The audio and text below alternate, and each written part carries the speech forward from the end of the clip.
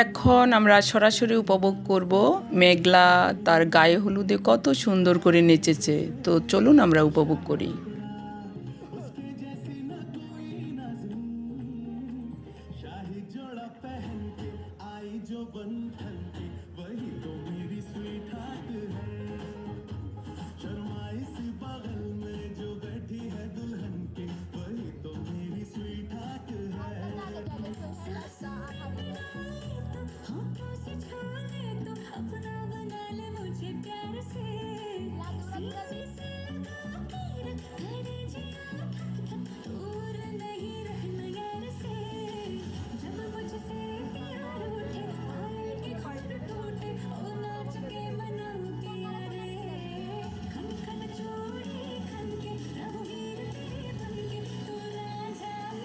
এতক্ষণ ভিডিওটি উপভোগ করার জন্য সকলকে ধন্যবাদ।